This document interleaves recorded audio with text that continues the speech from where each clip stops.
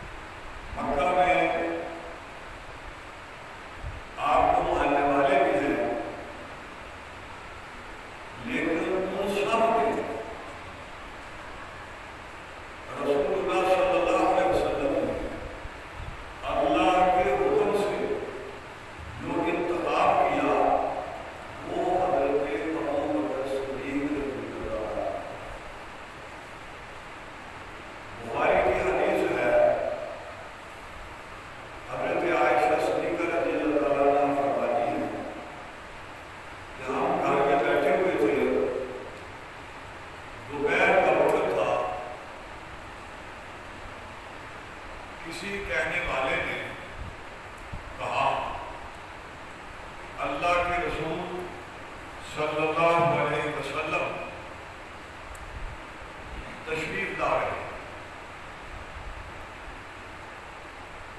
فرماتی ہیں رسول اللہ صلی اللہ علیہ وسلم کا معمول یہ تھا کہ آپ صبح و شام ہمارے گھر تشریف لایا کرتے تھے، دوپہر کو کبھی آپ تشریف نہیں لائے۔ یہ بڑا حیران کن معاملہ تھا۔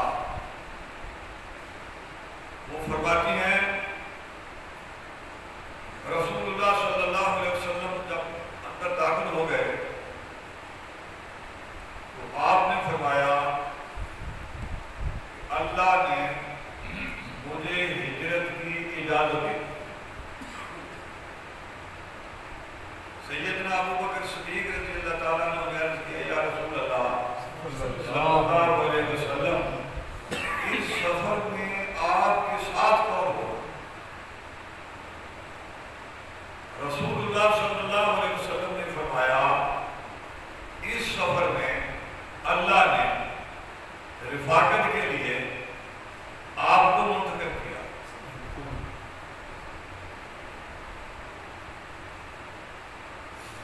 اب یہاں سے ایک نئی داستان شروع۔ بخاری کے الفاظ یہ ہیں کہ جلدی میں جو کچھ تیار ہو سکا وہ حضرت آسمان نے تیار کیا، تھیلی میں بند کیا اور یہ ابو بکر کے گھر سے نکل گئے۔ بخاری شریف کی جو پہلی شرح ہمارے ہندوستان میں لکھی گئی ہے وہ لکھی ہے مولانا احمد علی سہارنپوری رحمۃ اللہ۔ یہ مولانا احمد علی سہارنپوری رحمۃ اللہ علیہ جو ہیں یہ حضرت مولانا محمد قاسم نانوتوی رحمۃ اللہ علیہ اور حضرت مولانا رشید احمد گنگوہی رحمۃ اللہ علیہ کے اساتذہ میں سے۔ اس میں وہ لکھتے ہیں کہ ہجرت جو ہے یہ نبی کے گھر سے نہیں صدیق کے گھر سے ہوئی۔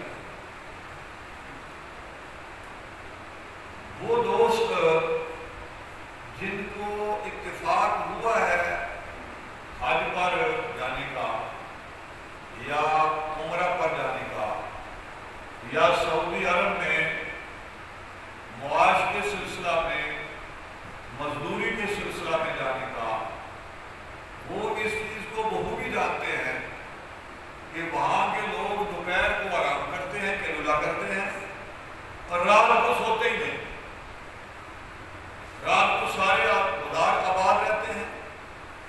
مکہ میں تو ویسے ہی ایسے جیسے رات پڑتی نہیں۔ تو ہجرت اس وقت کرنا تھی جب لوگ غافل ہیں، سوئے ہوئے۔ اب حضور نکلے،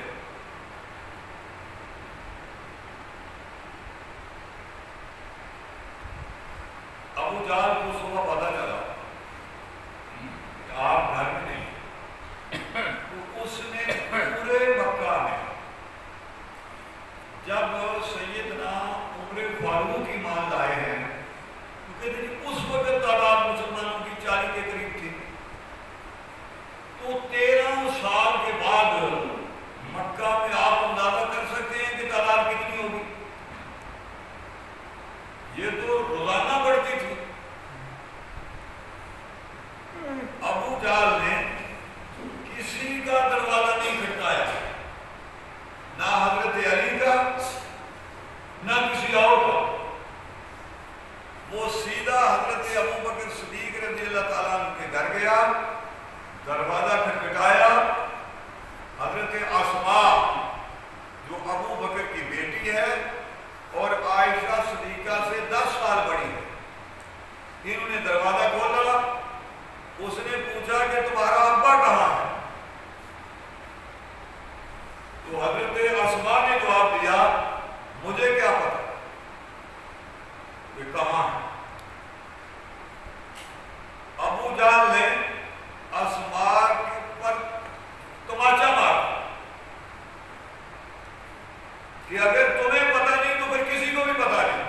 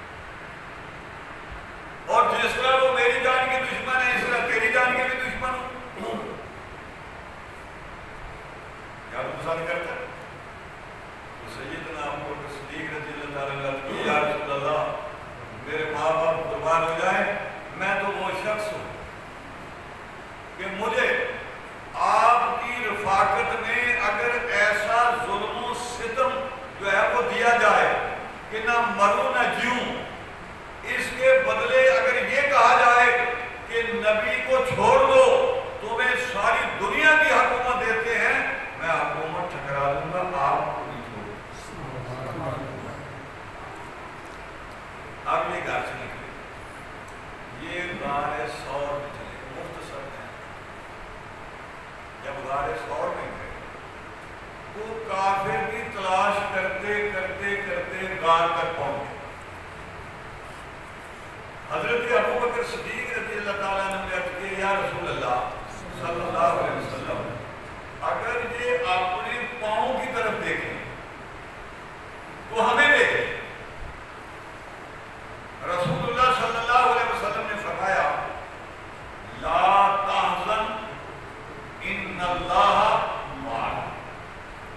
ابو بکر غم نہ کر، اللہ ہم دونوں کے ساتھ۔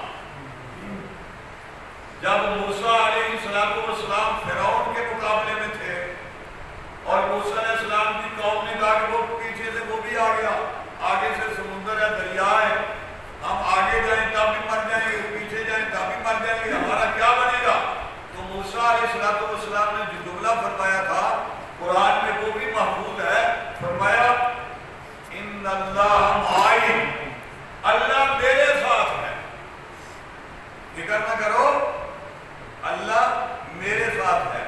لیکن پاک پیغمبر صلی اللہ علیہ وسلم نے جو غار میں جملہ فرمایا وہ یہ نہیں فرمایا کہ اللہ میرے ساتھ ہے، بلکہ فرمایا اللہ ہم دونوں کے ساتھ ہے۔ حضرت ابو بکر صدیق رضی اللہ تعالیٰ عنہ جو ہیں یہ وہ حضور کے ساتھ ہیں۔ آپ نے سنا کہ حضرت حسنین وہ شہزادے وہ حضور کے کندھوں پہ بیٹھتے تھے۔ وہ بھئی یہ تو ٹھیک ہے، ہم مانتے ہیں اسے، اور لیکن اس گود کو بھی تو مانو جس پہ نبی لیٹتا ہے۔ غار ثور میں حضرت ابو بکر کی گود میں سر رکھتا ہے رسول اللہ صلی اللہ علیہ وسلم آرام فرما ہوئے۔ اب چلتے چلتے کعبہ میں حضور آئے۔ جب کعبہ میں آئے مدینہ میں ایک یہودی نے اعلان کیا بھائی تمہارے نبی آ گئے، جن کا تم انتظار کر رہے تھے وہ آئے۔ اب جو لوگ آتے ہیں تو آنے والے لوگ مغالطہ کھا رہے ہیں۔ یہ حضور علیہ السلام کی بجائے ابو بکر کو سلام کرتے ہیں، یہ ابو بکر کو نبی سمجھ رہے ہیں۔ اب حضرت ابو بکر رضی اللہ تعالیٰ عنہ اس مغالطے کو سمجھ گئے۔ دنیا میں بڑے ذہین لوگ ہیں، لیکن ابو بکر سے زیادہ فہم و فراست والا، بصیرت اور بصارت والا کوئی آدمی پیدا نہیں۔ رسول اللہ صلی اللہ علیہ وسلم نے فرمایا کہ آج مجھ پر اللہ نے ایک سورت نازل فرمائی۔ سورت کیا ہے؟ اذا جاء نصر اللہ والفتح ورأيت الناس يدخلون في دين الله افواجا۔ اب جب رسول اللہ صلی اللہ علیہ وسلم نے یہ سورت سنائی سب خوش ہوئے، اسلام کو فتح مل گئی، لوگ فوج در فوج اسلام میں داخل ہو رہے ہیں۔ ابو بکر نے رونا شروع کر دیا۔ تو لوگوں نے کہا بھائی تمہیں کیا ہوا؟ انہوں نے کہا یہ سورت جو ہے یہ فتح کی بشارت بھی دیتی ہے، فتح کی خوشخبری بھی دیتی ہے، لوگوں کے فوج در فوج اسلام میں داخل ہونے کی خبر بھی دیتی ہے، لیکن یہ رسول اللہ صلی اللہ علیہ وسلم کے وصال کی خبر بھی دیتی ہے کہ نبی جس مقصد کے لیے آئے جب وہ مقصد پورا ہو گیا تو معنی یہ ہے کہ آپ نبی دنیا سے جا رہے ہیں، جانے والے ہیں۔ چند ہی دنوں بعد جب رسول اللہ صلی اللہ علیہ وسلم آگے ہوئے، حالات ایسے پیدا ہوئے تو صحابہ اکرام نے کہا ہاں ابو بکر تجھ سے زیادہ قرآن کو کوئی نہیں سمجھ،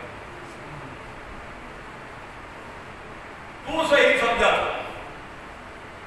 اب ابو بکر نے اپنی چادر اتاری۔ ایک چادر وہ ہے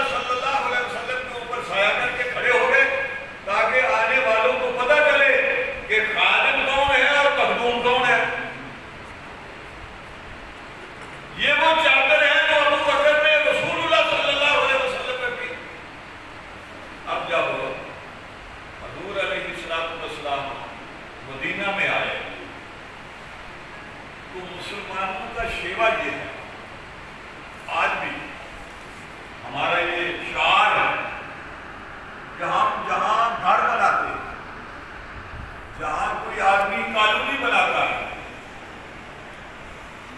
تو وہ سارے پلاٹ فروخت کرتا ہے، لیکن اس کالونی میں مسجد کے لیے جگہ رکھتا ہے، وہ جگہ فروخت نہیں کرتا۔ آپ جہاں گھر بناتے ہیں کوشش کرتے ہیں کہ وہاں اللہ کا گھر بھی بن جائے تاکہ نماز کے لیے آسانی رہے۔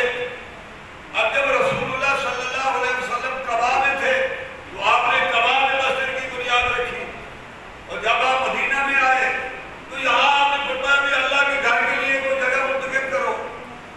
یہ دو یتیم بچے تھے، ان کی جگہ رسول اللہ صلی اللہ علیہ وسلم کو پسند آئی۔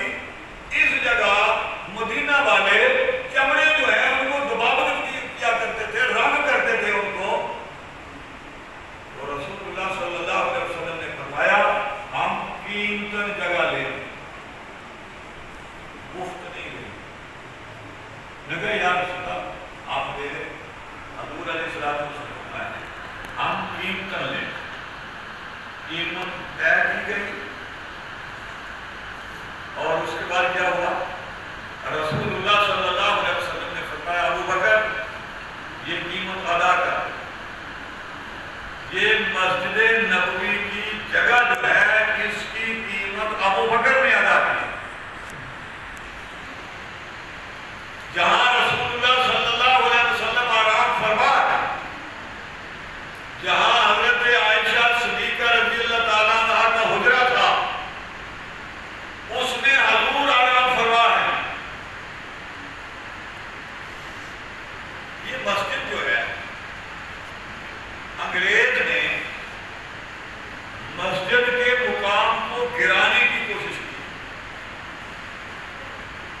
مسجد میں بس ملا لوگ جاتے ہیں، نمازیں پڑھتے ہیں، تقریب کاری کرتے ہیں، ایک دوسرے پر کفر کے فتوے لگاتے ہیں۔ نہیں میاں، یہ مسجد جو ہے شروع سے یہ عبادت کے لیے بھی ہے اور یہ عدالت کے لیے بھی ہے۔ اسی مسجد میں فیصلے ہوتے تھے، مسجد سے ہی مفروض بھیجے جاتے تھے، جو قافلے آتے تھے ان کو بھی مسجد میں ٹھہرایا جاتا تھا۔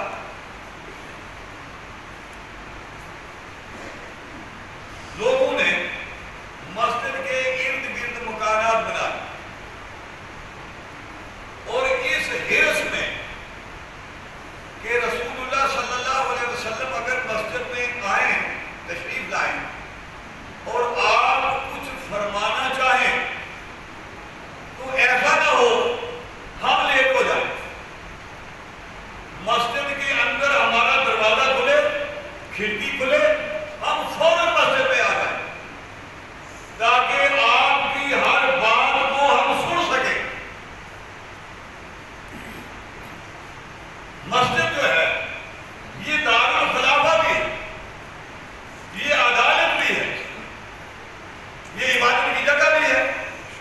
اب جب رسول اللہ صلی اللہ علیہ وسلم کا وہ مرض وفات آیا، اس میں ایک تو آپ نے یہ کیا، آپ یہ تو سنتے ہیں کہ اللہ کے نبی حضرت علی رضی اللہ تعالیٰ غزوہ احد میں تلوار دی تھی۔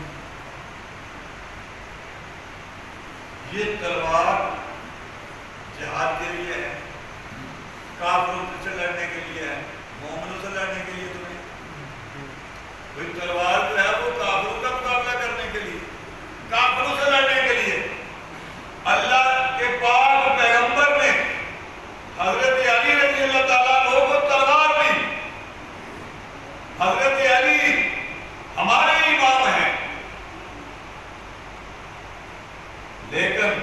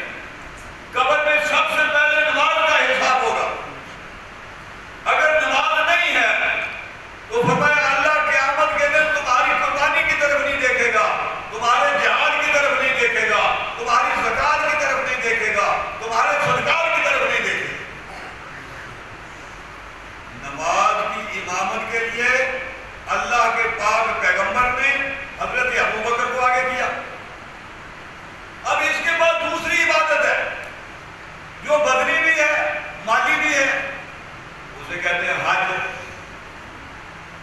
جتنی عبادتیں ہیں پورا دین نماز اور حج کے تابع۔ آپ نے حضرت ابو بکر صدیق کو امیر حج بنا کر دیا، حج کا بھی امیر بنا کر بھیجا اور نماز کا بھی امام بنا دیا۔ تو یہ اس چیز کی دلیل تھی کہ حضور علیہ الصلوۃ والسلام یہ فیصلہ فرما چکے ہیں کہ میرے بعد خلیفہ کون بنے۔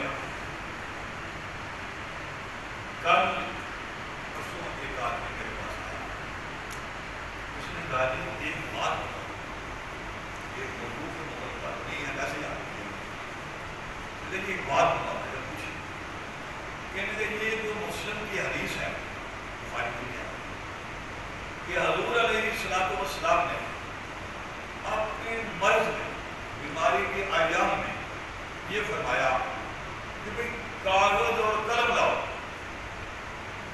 کاغذ اور قلم لاؤ، میں تمہیں لکھ دوں تاکہ تم گمراہ نہ ہو۔ اس موقع پر سیدنا فاروق اعظم نے جو بات کہی وہ یہ تھی، حسبنا کتاب اللہ، ہمارے لیے اللہ کی کتاب کافی۔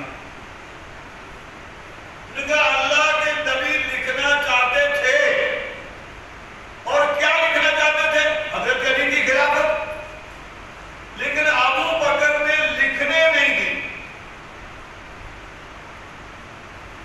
اگر آپ کے یہاں کبھی آپ نے کوئی مجلس سنی ہو تو اس میں آپ دبے لفظوں میں یہ بات بارہا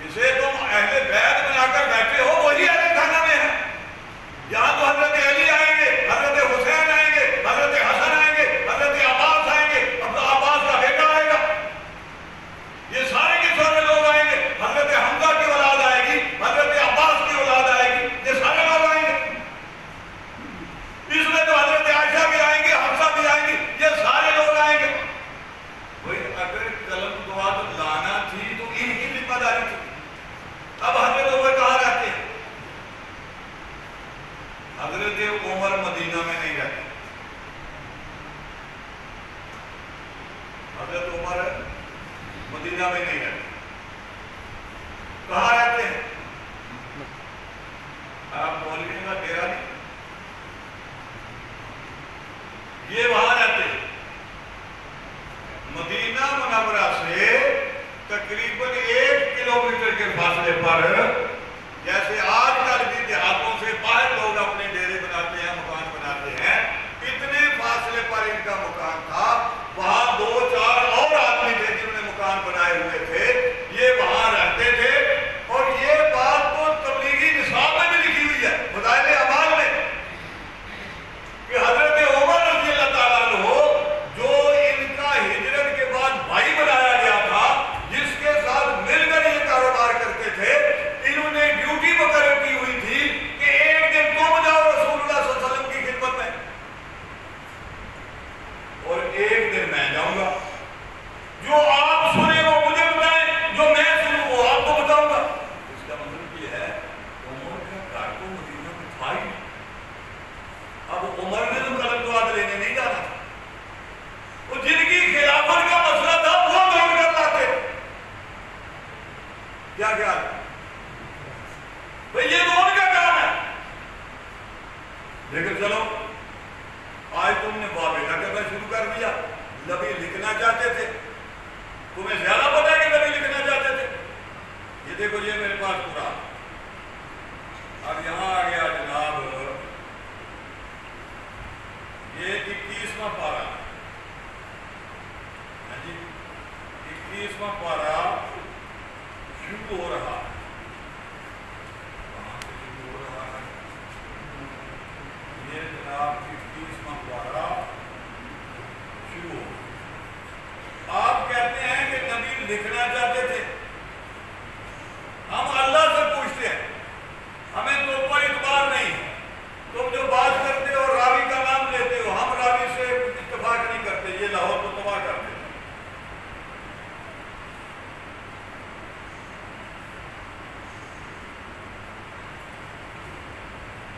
یہ دیکھو یہ ہے جناب 21واں پارہ. 21ویں پارے میں اللہ تعالیٰ کیا فرماتے ہیں؟ ترجمہ مفتی صاحب کو پوچھیں. وَمَا كُنْتَ تَتْلُو مِنْ قَبْلِهِ وَمَا كُنْتَ تَتْلُو مِنْ قَبْلِهِ مِنْ كِتَابٍ وَلَا تَخُطُّهُ بِيَمِينِكَ. نبی اپنے دانے ہاتھ سے لکھتا ہی نہیں. قرآن کہتا ہے نبی لکھتا نہیں ہے. جب قرآن کہے کہ نبی لکھتا نہیں، اسی مانے لگ جو کہتے ہیں کہ نبی نے لکھنا تھا. کیا لکھنا تھا؟ آپ کی بات نہیں مانی جائے گی. اصول یہ ہے کہ اگر قرآن اور حدیث دونوں آمنے سامنے کھڑے ہو جائیں، ہم قرآن کو لیں گے، حدیث کو نہیں لیں گے. اور زیادہ شروعات ہیں، لیکن آخری بات کیونکہ ہمارے پاس تو ٹائم کم ہے. جب قرآن نے یہ کہہ دیا نبی لکھتا نہیں ہے، اب اس کے بعد یہ واقعہ کرنا کہ جناب اگر قلم دعات آ جاتی، بھئی یہ تمہارا کام تھا. ہاں یہ بتاؤ کہ تم قلم دعات لے کر آئے. اب حضرت عمر نے قلم توڑ دیا، دعات روڑ دیتی، پھر تک ہوئی. یہ خطاب گھر والوں سے. اب جب لوگوں نے گھر بنا لیے مسجد کے ارد گرد، آخری ایام میں رسول اللہ صلی اللہ علیہ وسلم نے فرمایا سب کے دروازے بند کر دو. جس نے مسجد میں دروازہ کھولا ہے، بنایا ہے، دروازے بند کر دو الا ابا بکر، سوائے ابو بکر کے. یہ بات تو آپ نے بارہا سنی کہ حضرت عائشہ پر الزام لگا اور قرآن نے گواہی دی کہ عائشہ کا دامن پاک ہے. رسول اللہ صلی اللہ علیہ وسلم نے ایک خط لکھا یہود کو، اور یہودیوں کے سب سے بڑے عالم، اس کا نام تھا فیحاس. یہ عبداللہ بن سلام کے ایمان لانے کے بعد اس کا یہ مقام ہوا. پہلے وہ بڑے تھے. اور وہ خط رسول اللہ صلی اللہ علیہ وسلم نے دیا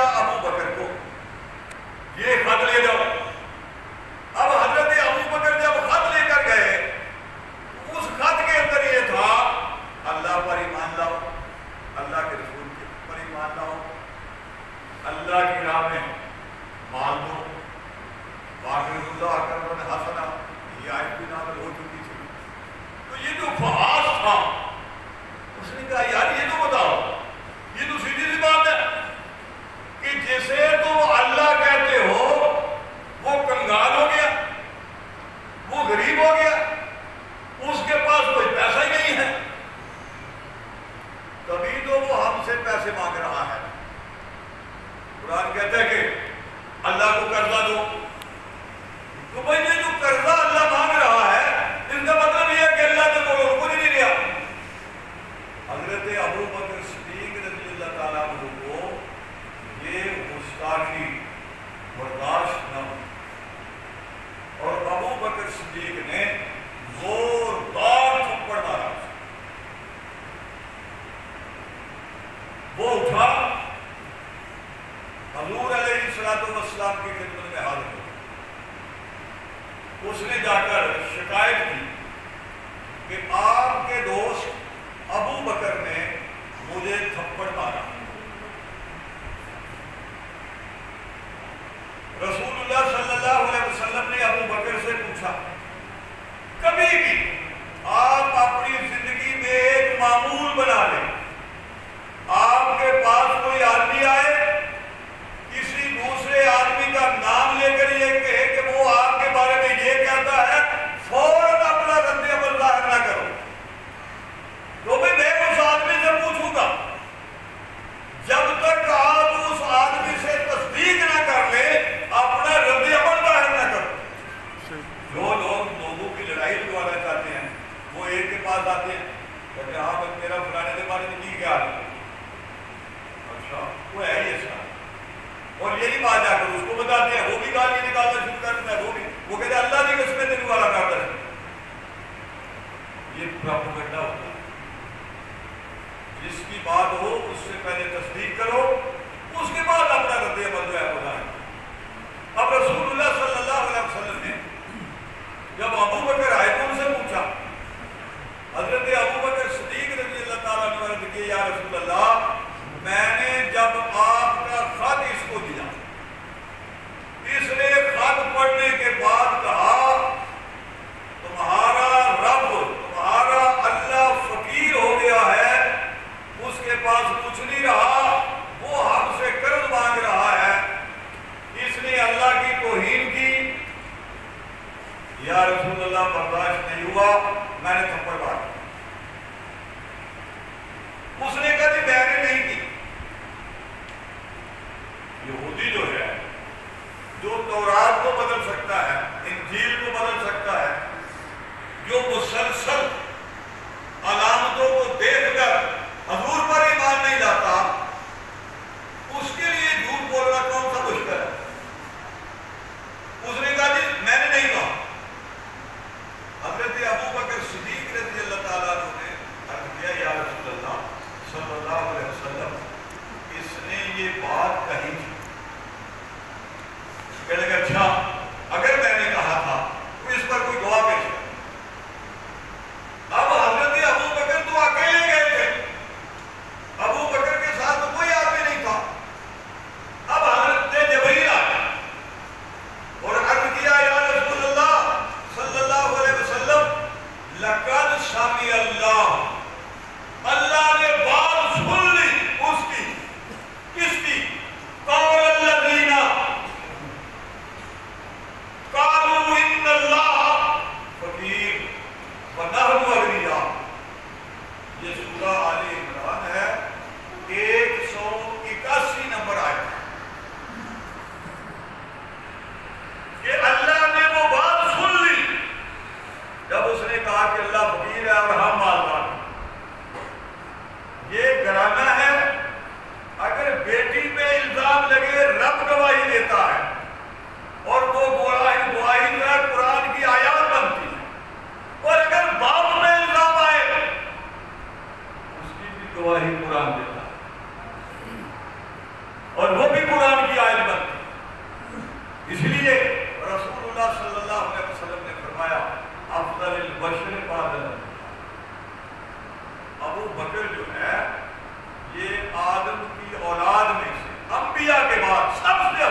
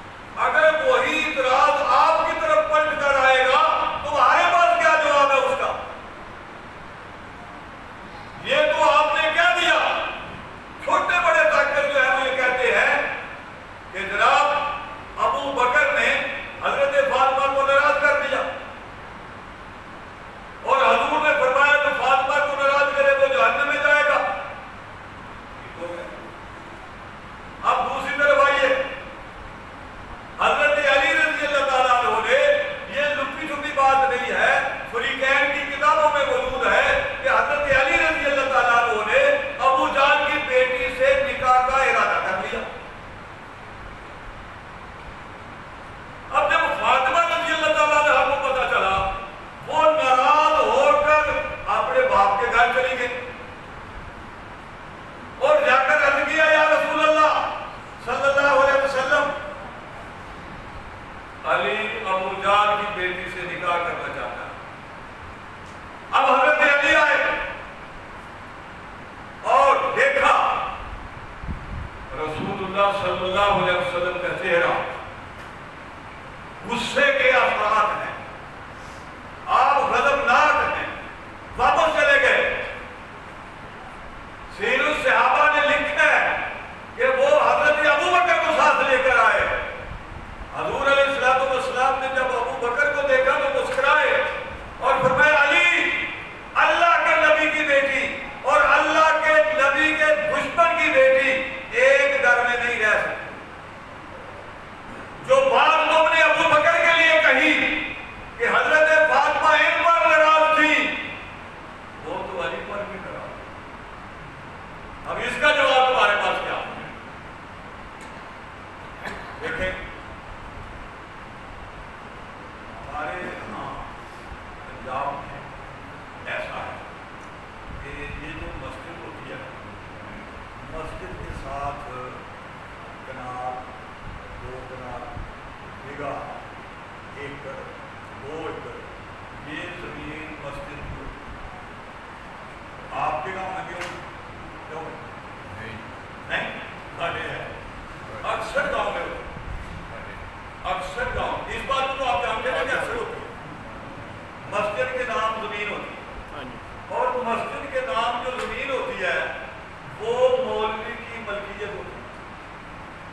جو مسجد کے ساتھ زمین ہوتی ہے، یہ مسئلہ بڑا سمجھنے والا ہے۔ اگر آپ سمجھ گئے یا میں سمجھا چکا تو انشاءاللہ بہت دفعہ ہوگا۔ وہ جو مسجد کے نام جگہ ہے وہ ملکیت کس کی ہے؟ جو ہے مولوی کی۔ اس کی پیداوار جو ہے وہ کس کے گھر جاتی ہے؟ مولوی کی۔ اس پر قبضہ کس کا ہے؟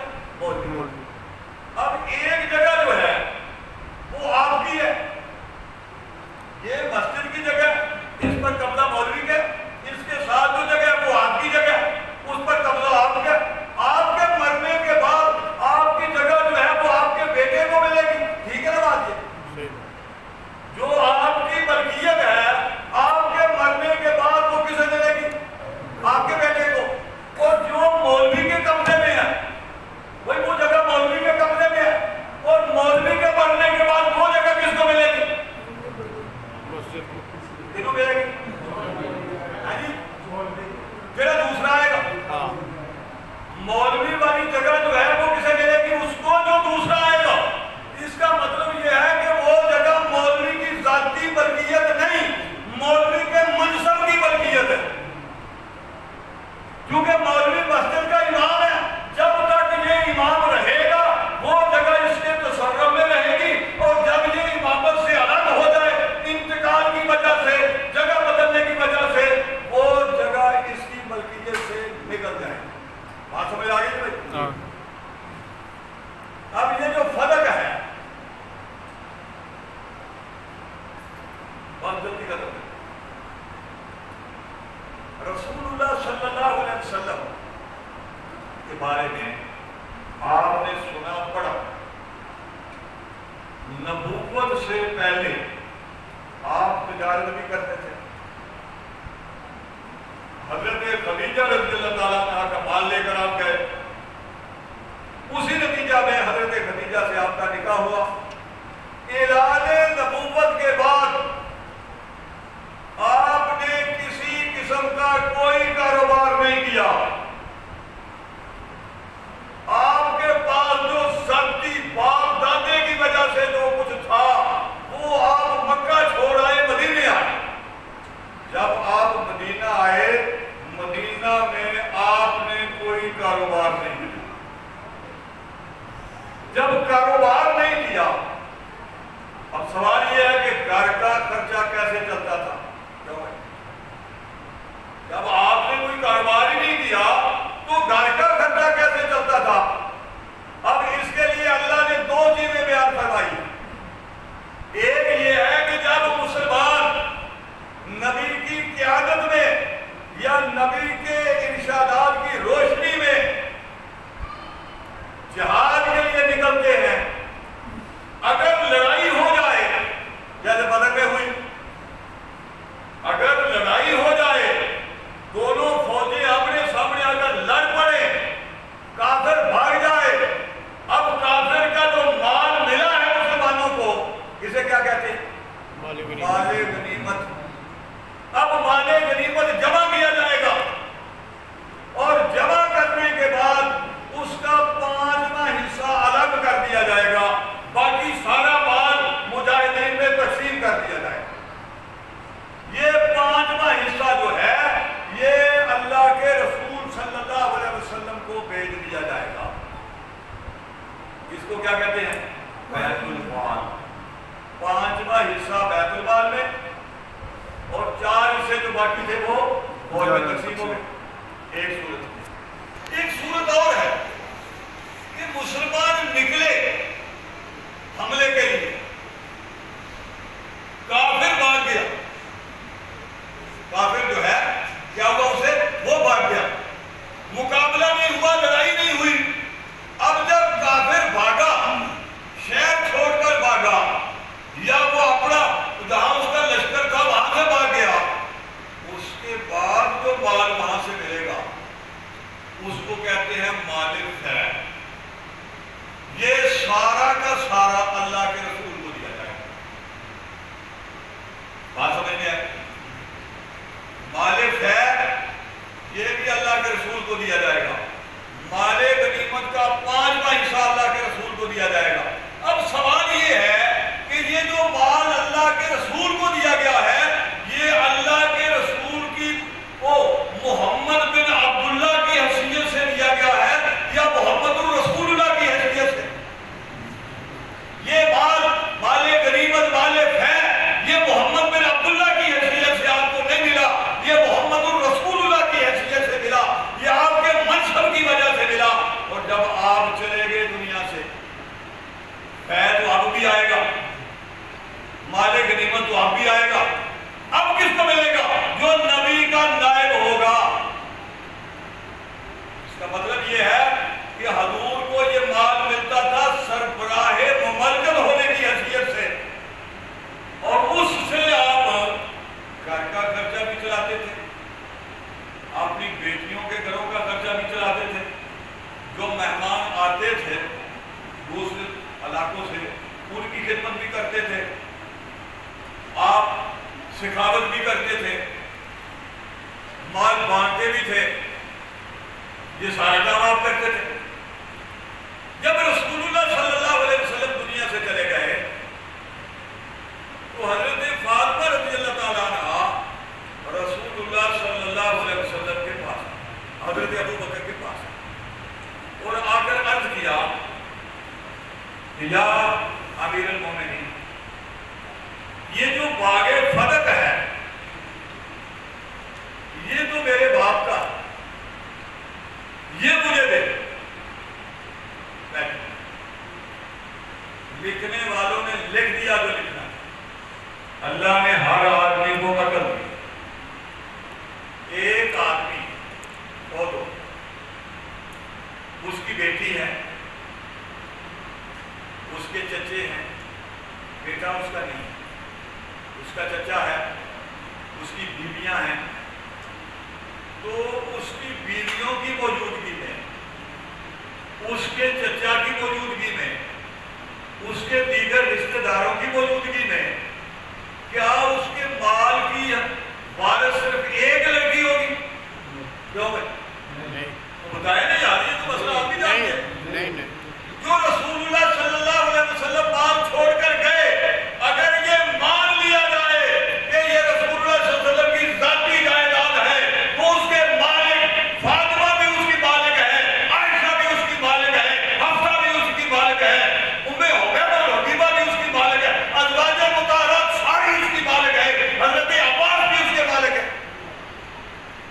یہ کیسے ہو سکتا ہے کہ سارے تو مطالبہ نہ کریں، ایک طرف سے مطالبہ آئے؟ اور کہاں سے آئے مطالبہ؟ حضرت فاطمہ سے رضی اللہ تعالیٰ عنہ۔ آپ حضرت فاطمہ کو جانتے ہیں؟ حضرت فاطمہ رسول اللہ صلی اللہ علیہ وسلم کی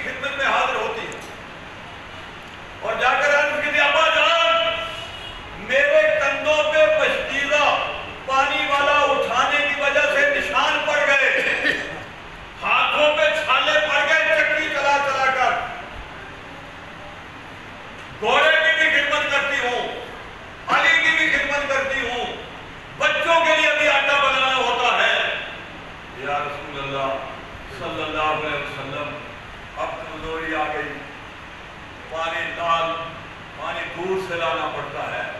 یہ کندھے پر نشان پڑ گئے, ہاتھوں پہ چھالے پڑ گئے.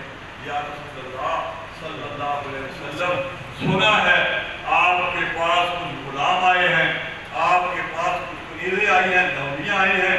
یا رسول اللہ مجھے بھی عنایت فرما دیں, تو گھر کا کام کاج ہو جائے گا, تھوڑا سکون ملے گا. اب حضرت فاطمہ نے کیا مانگا؟ غلام مانگا. حضرت فاطمہ رضی اللہ تعالیٰ عنہ نے کیا مانگا؟ لونڈی مانگی. تو پاک پیغمبر نے دی. پاک پیغمبر نے فرمایا فاطمہ بیٹی, میں تجھے ایسی بات نہ بتاؤں جو غلام سے بھی بہتر ہے, لونڈی سے بھی بہتر ہے. تو حضرت فاطمہ رضی اللہ تعالیٰ عنہ کی ابا جان فرمائیے. تو حضور علیہ السلام نے فرمایا بیٹی, فرض نماز کے بعد 33 مرتبہ سبحان اللہ, 33 مرتبہ الحمدللہ اور 34 مرتبہ اللہ اکبر, یہ پڑھا کرو. یہ غلام اور لونڈی سے افضل ہے. جب باپ نے بیٹی کو غلام نہیں دیا, باپ نے بیٹی کو لونڈی نہیں دی, یہاں بھی آؤ نا اعتراض کرو.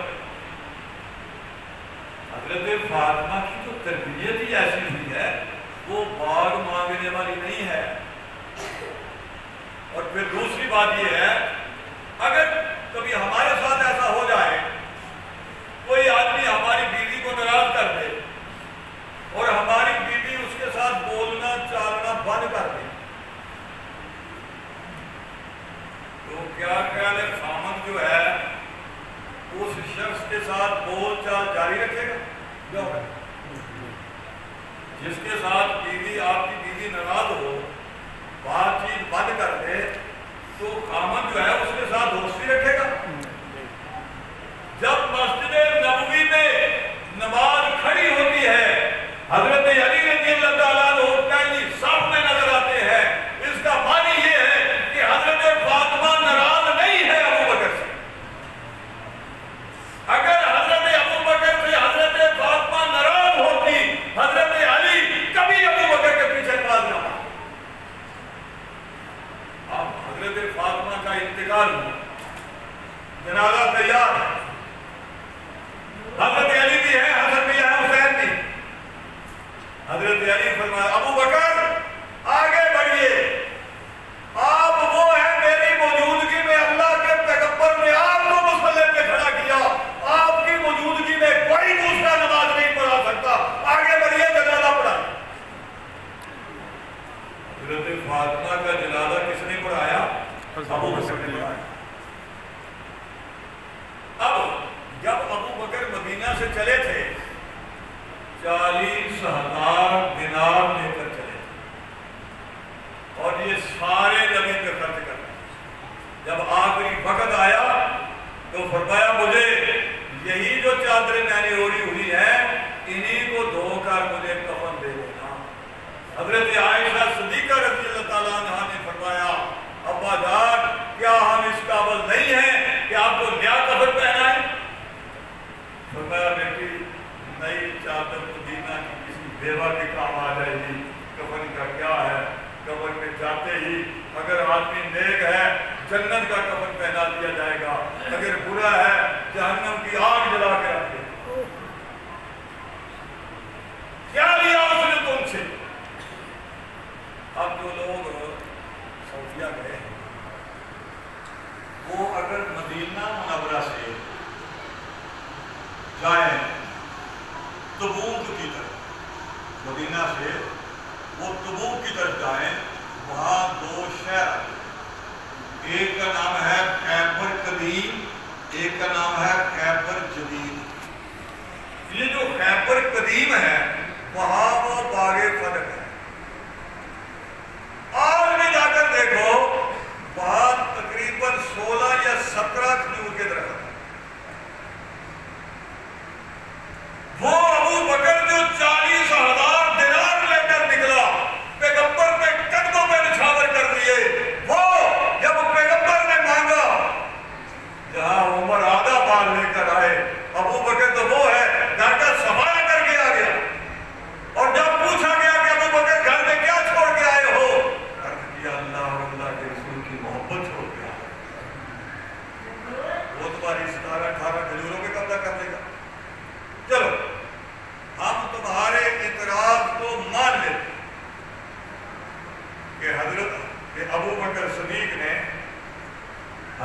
فاطمہ رضی اللہ تعالیٰ عنہ کو باغ نہیں، چلو آگے کرو، کیا کہنا چاہتے ہیں کہ جس نے فاطمہ کا حق مارا، حق غصب کیا، وہ جہنم میں جائے گا؟ ابو بکر نے باغ نہیں دیا، تم نے فتویٰ لگا دیا کہ یہ جہنم میں جائے گا۔ عمر نے نہیں دیا، تم نے فتویٰ لگا دیا کہ یہ جہنم میں جائے گا۔ عثمان خلیفہ بنے، عثمان نے بھی وہ باغ نہیں دیا، تم نے فتویٰ لگا دیا کہ وہ جہنم میں جائے گا۔ اب علی خلیفہ بنے، انہوں نے بھی نہیں دیا، لگا فتویٰ۔ وہ ترازو تو ایک ہوتا ہے، معیار ایک ہوتا ہے۔ اگر پہلا خلیفہ باغ فتح نہ دینے پر مجرم ہے تو حضرت علی بھی مجرم ہے، انہوں نے بھی نہیں دیا۔ حضرت حسن خلیفہ بنے، انہوں نے بھی نہیں دیا۔ کیوں نہیں دیا؟ حضرت ابو بکر صدیق نے فرمایا بیٹی مجھے تو اپنی اولاد سے زیادہ عزیز، میں تیری خوشی کی خاطر سب کچھ قربان کر سکتا، لیکن یہ باغ جو ہے جس پر معرفت کر رہے ہیں یہ نبی کی ذاتی ملکیت نہیں ہے۔ ہاں جس طرح حضور علیہ السلام اس کو صرف کرتے تھے اسی طرح میں صرف کروں گا۔ اس کی آمدن سے جتنا آپ کے گھر میں جاتا ہے اتنا جاتا رہے گا، جتنا مال اس کی آمدن سے آپ کو پاک پیغمبر دیتے تھے وہ آپ کو ملتا رہے گا۔ ازواج مطہرات کی ضرورتوں کو پورا کرتا رہوں گا۔ جہاں جہاں حضور نے اس کی آمدن خرچ کی، ابو بکر وہاں وہاں اس کو خرچ کرتا رہے گا۔ اور سنیے، میں اس باغ کی نگہبانی کے لیے 2 آدمیوں کو منتخب کر رہا ہوں۔ وہ اس باغ کی دیکھ بھال بھی کریں گے اور اس کی آمدن کو نبی کی سنت کے مطابق خرچ کریں گے۔ وہ کون ہیں 2 آدمی؟ ایک حضرت عباس ہیں، ایک حضرت علی رضی اللہ تعالیٰ۔ فرمایا یہ دونوں اس باغ کی مالیت جو ہے اس کو خرچ کریں۔ بات تو گھر میں آ گئی نا۔ دیکھیے ہمارا یہ عقیدہ ہے کہ نبی کے صحابی سارے جنت، 1,24,000 صحابہ میں سے ایک ابو بکر ہے جن کو قرآن کہتا ہے کہ یہ صحابی ہے۔ ابو بکر کے علاوہ یہ جتنے صحابہ ہیں کوئی بتائے گا ہمیں کہ یہ صحابی ہے؟ ابو بکر کے بارے میں قرآن کہتا ہے کہ یہ نبی کا صحابی، صاحب ہی لا تحزن ان اللہ معنا، یہ تو قرآن نے کہتا ہے۔ ہم نبی سے محبت کرتے ہیں اور ہر اس چیز سے محبت کرتے ہیں جس سے نبی محبت کرتے ہیں۔ اب یہ جو حضرات ہیں وہ کہتے ہیں کہ یہ اسلام سے نکل گئے، سارے اسلام سے نکل گئے، 5 آدمی صرف مسلمان ہیں۔ یہ اللہ کے قرآن کے خلاف ہے۔ اللہ کیا کہتا ہے؟ اذا جاء نصر اللہ والفتح ورأيت الناس يدخلون في دين اللہ افواجا، یہ جو فوج در فوج آنے والے ہیں اسلام میں یہ سارے صحابہ ہیں۔ یہ تو نبی کے دور میں آئے، نبی کے حیات میں آئے، نبی کو دیکھ کر انہوں نے کلمہ پڑھا۔ تو قرآن کہتے ہیں کہ صحابہ فوج در فوج اسلام میں آئے، تم کہتے ہو نکل گئے، ہم تمہاری بات مانیں یا اللہ کی بات مانیں؟ اور آخری بات، سمجھدار لوگ کسی کو دیکھ کر وہ کہتے ہیں پہنچی وہیں پہ خاک جہاں کا خبیر تھا۔ یہ ہمارا ایک مولوی ہے، کسی زمانے میں بہت بریک سا ہوتا تھا، آج کل وہ درمیانہ ہو گیا۔ اس نے پچھلے دنوں ایک کانفرنس کی، جب کانفرنس کا اشتہار آیا کہ یہ کانفرنس کر رہا ہے میں نے کہا یہ کوئی مفاد حاصل کرے گا. اس نے کانفرنس کی، اس نے شیعہ علماء کو بھی بلایا، اہل حدیث کو بھی بلایا، دیوبندیوں کو بلایا، بریلویوں کو بلایا، سب کو بلایا. اور یہ دیوبندی بریلوی اہل حدیث ہوتے دوسرے تیسرے نہیں، 5ویں 6ویں 7ویں 10ویں نمبر والے لوگ جو تھے وہ گئے. لیکن اس کے بعد ہوا کیا کہ موصوف وزیر اعظم کے مذہبی مشیر بن، اسے کہتے ہیں طاہر محمود اشرف، وہ وزیر اعظم کا مشیر بن گیا. تھوڑے دیر کا پانی جا وہ کیا، وہ وزیر اعظم کا مشیر بن گیا. جو آدمی قریب رہتا ہے، کہتے پہنچی وہیں پہ خاک جہاں کا خمیر تھا. اب حضرات محترم، آپ نے اپنے رشتہ داروں میں، اپنی برادری میں، اپنے دوستوں میں اکثر دیکھا ہوگا کہ آدمی بلور میں پیدا ہوا، کنگرا میں پیدا ہوا، سیالکوٹ میں پیدا ہوا، لیکن اس کا انتقال کراچی میں ہوا، وہ کراچی دفن ہو گیا. سعودیہ میں اس کا انتقال ہوا، سعودیہ میں دفن ہو گیا. پشاور میں اس کا انتقال ہوا، پشاور دفن ہو گیا. ایسا ہوتا ہے یا نہیں؟ کیوں ہوتا ہے؟ آپ یہ تبصرہ کرتے ہیں مر گئے، یہ کراچی سے لا نہیں سکے اس کی اولاد. اولاد اگر ساری کائنات بیچ کر اس باپ کو لانا چاہتی جو کراچی میں دفن ہوا ہے، رب کعبہ کی قسم وہ لا ہی نہیں سکتی.